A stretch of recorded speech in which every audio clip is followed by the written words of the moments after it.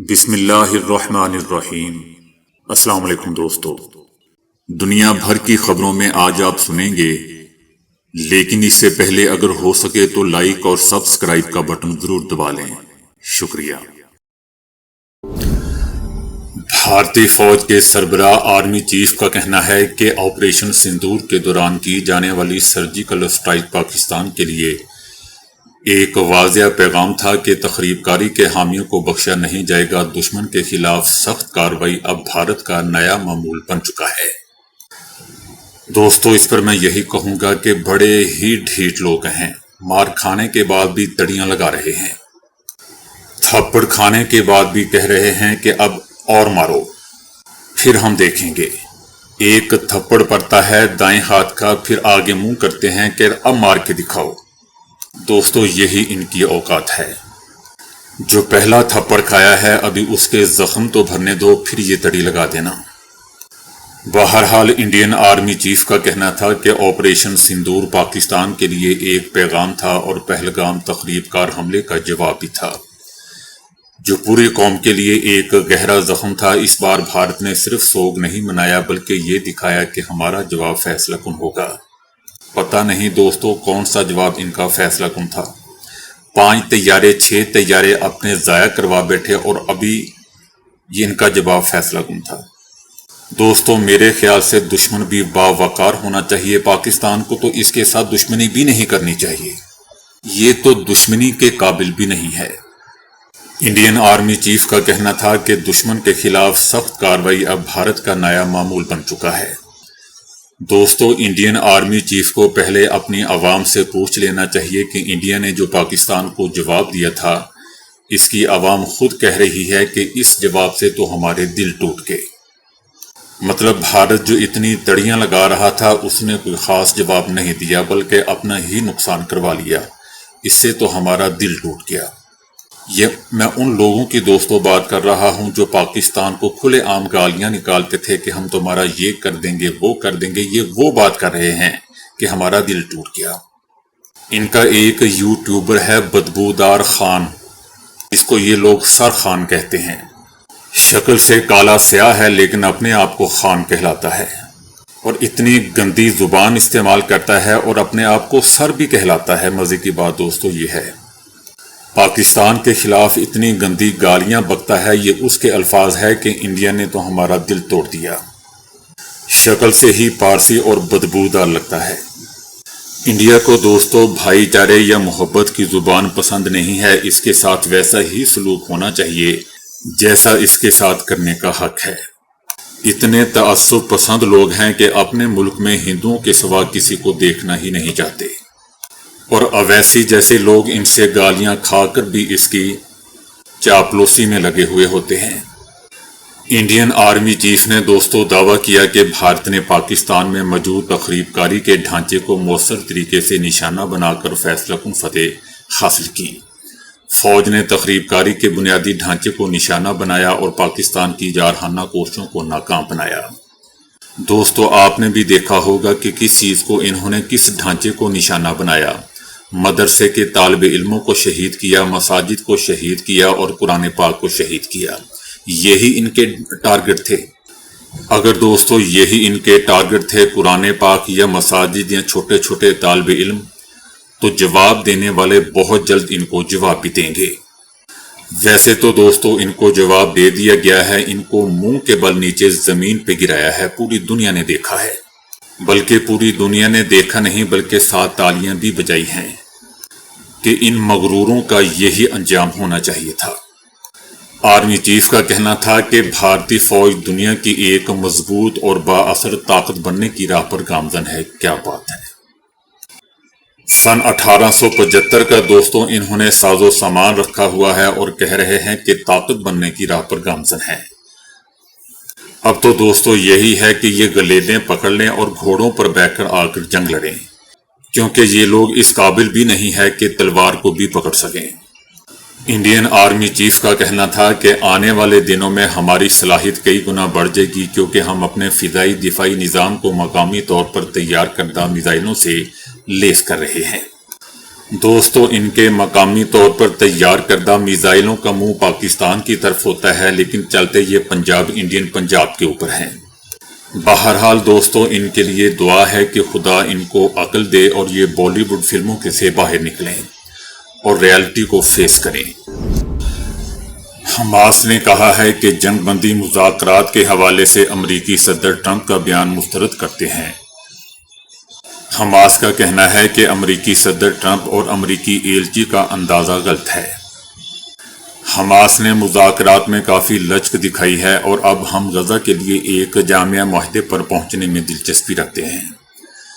بتاتے چلیں دوستو کہ امریکی صدر ٹرمپ نے حماس کے حوالے سے ایک بیان میں کہا تھا کہ حماس دراصل معاہدہ کرنا ہی نہیں چاہتا۔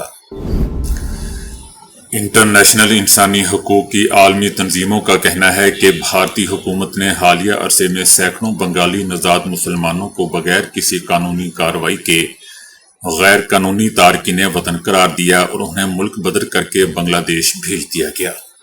تنظیموں کا کہنا ہے کہ جن لوگوں کو بنگلہ دیش بھیجا گیا ان میں سے بیشتر بنگلہ دیش کے ساتھ بھارتی ریاستوں کے شہری ہیں۔ بھارتیہ جنتا پارٹی کی زیر قیادت حکومت نے بنگالی مسلمانوں کو بنگلہ دیش بھیجنے کی کارروائیاں دوستوں تیز کر دی ہیں۔ انسانی حقوق کی تنظیموں نے جون میں 18 افراد کے انٹرویو کیے جن میں متاثرہ افراد اور ان کے اہل خانہ شامل تھے۔ انسانی حقوق کی تنظیموں نے بھارتی وزارت داخلہ کو 8 جولائی کو بنگالی نژاد مسلمانوں کی بلا جواز بے دخلی کے بارے میں لکھا، لیکن اس نے تاحال کوئی جواب نہیں دیا۔ بھارت نے بے دخل کیے گئے افراد کی تعداد بھی نہیں بتائی، تاہم بنگلہ دیشی بارڈر گارڈ کے مطابق 7 مئی سے 15 جون کے درمیان 1500 سے زائد مسلم مرد، خواتین اور بچوں کو بنگلہ دیش کے اندر دھکیلا گیا۔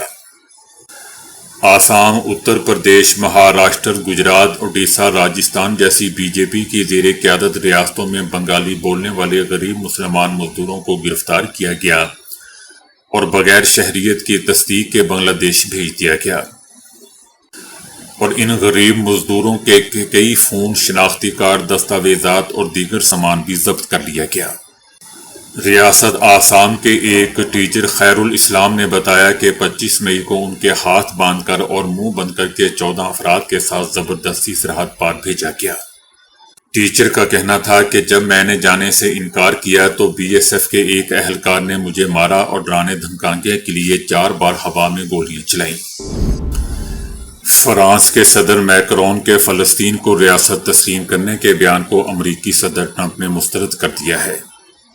فرانسیسی صدر میکرون نے اعلان کیا تھا کہ فرانس ستمبر میں فلسطین کو تسلیم کر لے گا۔ وہ جنرل اسمبلی میں فلسطینی ریاست کو تسلیم کرنے کا باضابطہ اعلان کریں گے۔ صدر ٹرمپ کا اس حوالے سے کہنا تھا کہ صدر میکرون جو کہتے ہیں ان سے فرق نہیں پڑتا۔ ان کا کہنا تھا کہ وہ میکرون بہت اچھے آدمی ہیں، لیکن ان کے فلسطین کو ریاست تسلیم کرنے کے بیان میں توازن نہیں ہے۔ ادھر برطانوی وزیر اعظم پر فلسطین کو بطور ریاست تسلیم کرنے کے لیے دوستوں دباؤ بڑھ رہا ہے۔ فرانس کی سپریم کورٹ نے فیصلہ دیا ہے کہ کسی بھی سربراہ مملکت کے صدارتی استثناء کو ختم نہیں کیا جا سکتا، جس کے بعد فرانس کے تحقیقاتی ججوں کی جانب سے شام کے سابق صدر بشار الاسد کی گرفتاری کا جاری کردہ حکم منسوخ کر دیا گیا۔ دوستو یاد رہے کہ فرانسیسی حکومت نے نومبر 2023 میں بشار الاسد کی گرفتاری کا حکم جاری کیا تھا۔ مذکورہ عدالت نے بشار الاسد پر الزام عائد کیا تھا کہ انہوں نے 21 اگست 2013 کو دمشق کے علاقے مشرقی غوطہ میں کیمیائی ہتھیار استعمال کیے تھے۔ اس سلسلے میں فرانس کے چیف جسٹس نے کھلی عدالت کے اجلاس کے اختتام پر اعلان کیا کہ چونکہ بشار الاسد دسمبر 2024 میں اپنے عہدے سے ہٹائے جانے کے بعد اب صدر نہیں رہے، اس لیے ممکن ہے کہ کسی نئے مقدمے میں ان کی گرفتاری کے احکامات جاری کیے جائیں۔ جدید دور کے جدید تقاضوں سے ہم آہنگ ہونے کے لیے دوستو استعمال ہونے والی ٹیکنالوجی کبھی کبھار زحمت کا باعث بھی بن جاتی ہے۔ گوگل میپ پر اندھا دھند اعتبار اکثر نقصان دہ ثابت ہو رہا ہے۔ کبھی سیلاب زدہ راستے، کبھی غلط پن کیے گئے مقامات اور کبھی وقت کی غلط کیلکولیشن سے حادثات جنم لے رہے ہیں۔ ممبئی میں پیش آنے والے ایک عجیب و غریب واقعے میں گوگل میپ کی مدد سے منزل مقصود کی جانب جانے والی خاتون کے ساتھ ناخوشگوار حادثہ پیش آ گیا۔ بھارتی میڈیا کا کہنا ہے کہ خاتون کو گوگل میپ نے بیلا پور میں واقع ایک پل کے نیچے کا راستہ دکھا دیا، جبکہ اصل راستہ پل کے اوپر سے تھا۔ خاتون نے بھی دوستو گوگل میپ کو فالو کیا اور گاڑی ایک کیچڑ زدہ نالے میں جا گری۔ عورت سمیت۔ خوش قسمتی سے قریب موجود سیکیورٹی اہلکاروں نے فوراً موقع پر پہنچ کر خاتون کو بحفاظت نکال لیا۔ بعد میں ایک بھاری کرین کی مدد سے خاتون کی سفید رنگ کی کار کو بھی پانی سے باہر نکال لیا گیا، جس کا رنگ کیچڑ کی وجہ سے تبدیل ہو چکا تھا۔ اور یاد رہے دوستو، یہ گوگل میپ کی شرارت تھی۔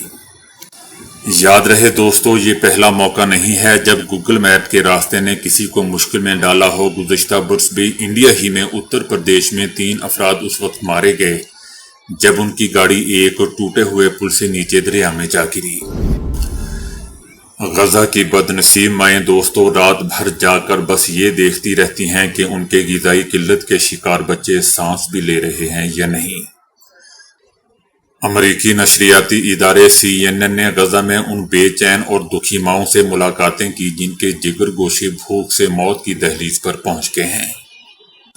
اسرائیل کی غزہ پر جاری مسلسل بمباری اور محاصرے کے باعث لاکھوں فلسطینی مہلک فاقہ کشی کا سامنا کر رہے ہیں۔ بچے کثیر تعداد غذائی قلت کے باعث اس جہاں فانی سے کوچ کر گئے ہیں۔ ایسے بچوں کی تعداد دوستو 300 سے زائد ہے، جبکہ 9 لاکھ بچے خوراک کی کمی کا شکار ہے۔ ایک ماں کا کہنا تھا کہ ہاسپٹل کے صرف ایک کمرے میں 4 بچے صرف غذائی قلت سے ہی وفات پا چکے ہیں۔ غمزدہ ماں نے خوف کے عالم میں کپ کپاتے ہوئے کہا کہ مجھے ڈر ہے کہ میری بیٹی 5ویں ہوگی جس کا وزن دائمی اسہال کے باعث صرف 3 کلو رہ گیا ہے۔ لاچار ماں کا کہنا تھا کہ میں خود کمزور ہوں اور اپنی ننھی سی پری کو دودھ پلانے سے قاصر ہوں۔ رات میں 4 یا 5 بار اٹھ کر دیکھتی ہوں کہ بیٹی کی سانسیں چل رہی ہیں یا مجھے گھٹ گھٹ کر مرنے کے لیے چھوڑ جائے گی۔ غزہ میں کئی ماؤں نے CNN کو بتایا کہ انہیں اپنے بچوں کو دودھ پلانے کے لیے کافی دودھ میسر نہیں ہے۔ فارمولا دودھ دستیاب نہیں، لوگ چائے یا پانی پر گزارا کر رہے ہیں۔ ایک ماں نے روتے ہوئے بتایا کہ اس کا 3 سالہ بیٹا اپنے پیروں پر کھڑا نہیں ہو سکتا۔ CNN کے نمائندوں کا کہنا تھا کہ غزہ کے پناہ گزین کیمپوں اور ہسپتالوں کے ہر کمرے میں یہی منظر ہے، بچوں کی آنکھیں دھنسی ہوئی اور پسلیاں نکلی ہوئی ہیں۔ ایران کے شہر زہدان میں جوڈیشل کمپلیکس پر ہونے والے حملے میں دوستو 6 افراد مارے گئے، جبکہ سیکیورٹی فورسز کے جوابی کارروائی میں 3 اسرائیلی تخریب کار بھی مارے گئے۔ مسلح افراد ایران کے صوبے سیستان کے شہر زہدان میں واقع عدالتی کمپاؤنڈ میں گھس کر ججز کے چیمبر میں فائرنگ کرتے رہے۔ سیکیورٹی فورسز کی جوابی کارروائی میں 3 تخریب کار مارے گئے۔ صدر ٹرمپ نے دھمکی لگائی ہے کہ حماس جنگ بندی نہیں چاہتا، ان کے لیڈروں کا شکار کر کے ان سے نجات حاصل کرنا ہوگی۔ صدر ٹرمپ نے دعویٰ کیا کہ حماس غزہ میں جنگ بندی اور یرغمالیوں کی رہائی کی خواہش مند نہیں ہے۔